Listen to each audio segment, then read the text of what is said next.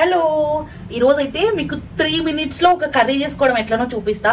3 minutes కూడా అవసరం లేదు, 2 minutes సరిపోతుంది అనమాట. అంత ఈజీ రెసిపీ. ఒకసారి చూడండి ఏం రెసిపీ చేస్తాను. ఫస్ట్ అయితే ఒక టేబుల్ స్పూన్ ఆయిల్ అయితే వేసుకున్నా. అందులోకి కొంచెం పోపు వేసుకుంటానా, కొంచెం ఎక్కువ వేసుకుంటానా, శనగపప్పు బాగుంటుందని. మీకు ఎక్కువ ఇష్టం లేకపోతే వేసుకోద్దండి. కొంచెం జీలకర్ర. ఈ రెసిపీ ఎవరైనా చేయొచ్చు, ఎవరైనా సరే ఈజీగా తినేస్తారనమాట, అంత టేస్టీగా ఉంటది. ఒకసారి మీరు కూడా ట్రై చేయండి. మా ఆడ వాటర్ సౌండ్ వస్తే ఈడ సౌండ్ వస్తుంది, ఏందో తలకాయ ఉంటాను డింగ్ డింగ్ అని. చూడండి, ఇప్పుడైతే ఇది పోపు అయితే వేగుతుంది. చాలా సింపుల్ అన్నమాట, ఎవరైనా చేసుకోవచ్చు ఈ రెసిపీ. ముందే చెప్పచ్చు పేరు, కాకపోతే మళ్ళీ చూడరేమో అని చెప్పలేదు. సర్లే, ఎప్పుడైనా చూడకూడదు అనుకునే వాళ్ళు, చూసేవాళ్ళు ఎప్పుడైనా చూస్తారనమాట. సో నేనైతే ఇప్పుడు సింపుల్ గా ఈజీగా పెరుగుచారు ఎట్లా చేసుకోవాలో చూపించేస్తాను. పెరుగుచారు అంటే ఏం తీసేయద్దండి, చాలా టేస్టీగా ఉంటది. అండ్ నేను చేసేలాగా చేస్తే అది ఇంకా కొంచెం బాగుంటది. సో ఒక పచ్చిమిరపకాయ, లేత కరివేపాకు, ఇంకా ఆనియన్స్, అలాగే కొత్తిమీర కూడా. ఇవైతే బాగా వేగల్లా. కొత్తిమీర ఒకటి ఇంత, అల్లము ఒక 4 పచ్చిమిరపకాయలు, ఇవైతే మిక్సీ పట్టుకొని వేసేయాలన్నమాట. మనం పేస్ట్ చేసుకున్న పేస్ట్ ఇది పచ్చిమిర్చి, కొంచెం కరివేపాకు, ఆ తర్వాత కొంచెం అల్లం అన్నమాట. బాగుంటది, ఒకసారి ట్రై చేయండి మీరు కూడా ఈ రెసిపీ. సో ఇవి వేగే వరకు అయితే వెయిట్ చేద్దాము. చెప్పినాను కదా 3 minutes లో రెసిపీ. అన్నంలోకి సూపర్గా ఉంటుంది. నేను తిని చూపిస్తా, ఒకసారి చూడండి. మీరు కూడా ఒక రెసిపీ నేర్చుకున్న వాళ్ళు అవుతారు. ఆనియన్స్ ఏం పెద్ద వేగనవసరం లేదు. ఇప్పుడైతే కొంచెం పసుపు వేసేసుకోవాలా, అలాగే సరిపడా ఉప్పు. ఎందుకంటే మనము ఎప్పుడైనా పెరుగు చారుకి కొంచెం పుల్లగా ఉన్న పెరుగు తీసుకుంటాం కాబట్టి కొంచెం ఉప్పు అనేది బాగానే వేసుకోవాలన్నమాట. పసుపు కూడా ఇంకొంచెం వేసుకుంటాను.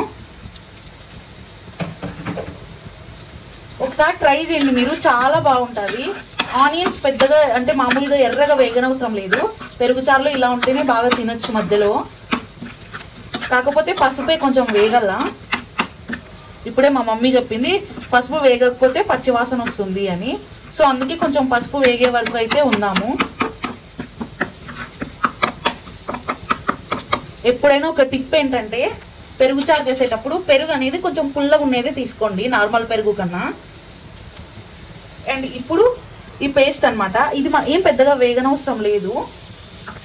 నిజానికి పచ్చి పెరుగులోనే వేస్తారు, కానీ నేనే కొంచెం ఆయిల్ టచ్ ఉంటే బాగుంటుందని ఇక్కడ వేస్తున్నాను.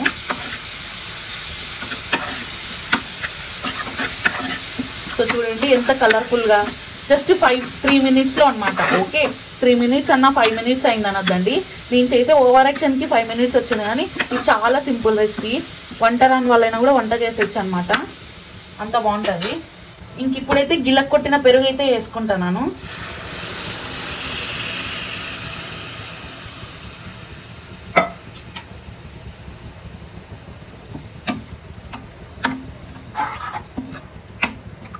అసలు చూడండి ఎంత కలర్ఫుల్, ఎంత ఎమ్మి టేస్టీ పెరుగు చారు అనమాట. ఒక్కసారి తిన్నారంటే ఎప్పుడు ఇదే చేసుకుంటారు, చాలా బాగుంటది. ఒకసారి ట్రై చేయండి ఇంట్లో, సూపర్గా ఉంటది. చూసారా, పెరుగు చారు అయితే రెడీ అయిపోయింది. ఇంక ఇప్పుడు ఇది భోజనంలో తినేది నేను చూపిస్తాను. టేస్ట్ చేస్తావా?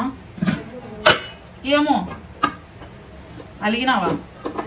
సో ఇప్పుడైతే ఈ పెరుగు చారుని అయితే నేను కొంచెం రైస్లోకి అయితే వేసుకుంటున్నాను.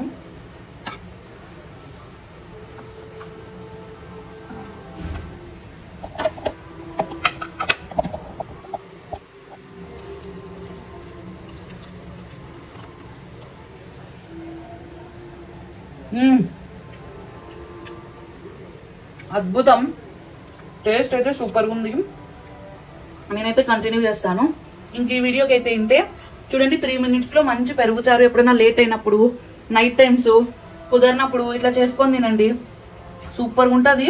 ఇంట్లో వాళ్ళకి నచ్చుతుంది, టైం కూడా సేవ్ అవుతుంది అనమాట. సో ఈ వీడియోకి అయితే ఇంతే.